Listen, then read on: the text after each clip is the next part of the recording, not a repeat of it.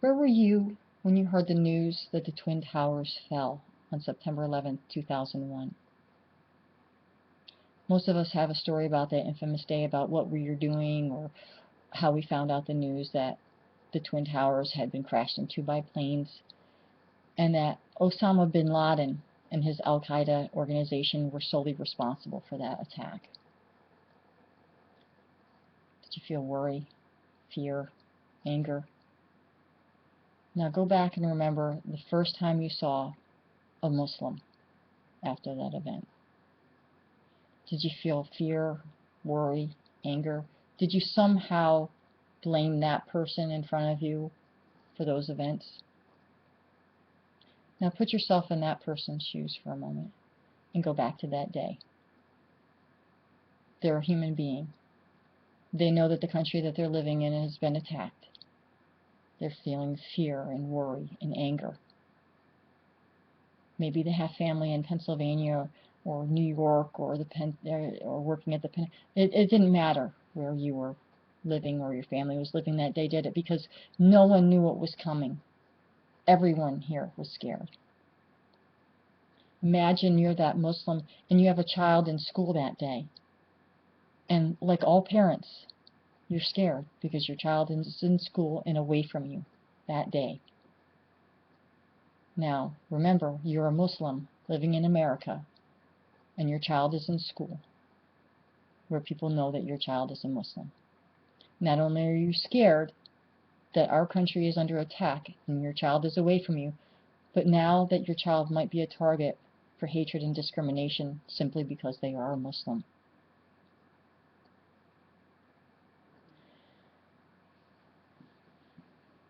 Not many Americans from backgrounds other than Arab American or Muslims concern themselves with how Arab Americans or Muslims felt that day or days post 9/11. A lot of that might stem from the fact that we tend to blame groups on single individuals. There's been several small studies done that address the question of how Arab Americans and specifically Muslims feel about being discriminated against, or if they've been discriminated against or targets of hatred because of those events. There was a study titled "The Association of Perceived Abuse and Discrimination After September 11th, 2001 with Psychological Distress, Level of Happiness, and Health Status Among Arab Americans," conducted by Dr. Asim Padilla and Dr. Michelle Heisler, published in the American Journal of Public Health, February 2010, that sought to address the very question of how those events impacted the health and happiness of Arab Americans.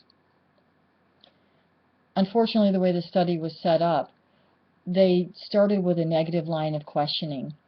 Have you been discriminated against? Have you been targets of hatred? They went through several negative questions that did need to be asked, and then they asked their level of happiness and their health status. That is one of the downfalls of that particular study, because it brings into question, are the respondents actually unhappy, or are they unhappy because you've reminded them of something that made them unhappy? I'm not trying to belittle the fact that Muslims and Arab Americans are discriminated against solely based on their heritage and their religion. Just that the study was poorly conducted, that tried to address important questions but did it in a manner that they either should have been asked separately or in a different order. In another study, Historical Events of Spaces of Hate Crimes Against Arabs and Muslims Post 9/11 America, written by Ilar Disha, James Cavendish, Ryan King, and published in Social Problems, February 2011, the author's findings were that, number one, hate crimes in America actually decreased post 9/11 in all groups except against Arab Americans and Muslims.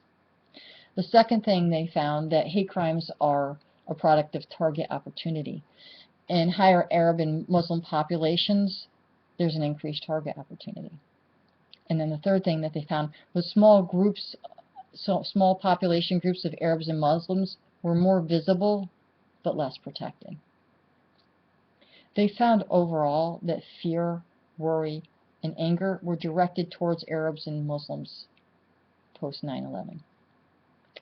Musarrat Khan, Catherine Eklund, they both conducted a study titled Attitudes Towards Muslim Americans Post 9/11, published in the Journal of Muslim Mental Health in January 2012, and it states this: it is important to identify negative attitudes that may be present in particular situations for Muslim Americans in order to better understand and adapt to situations in which negative attitudes are expressed.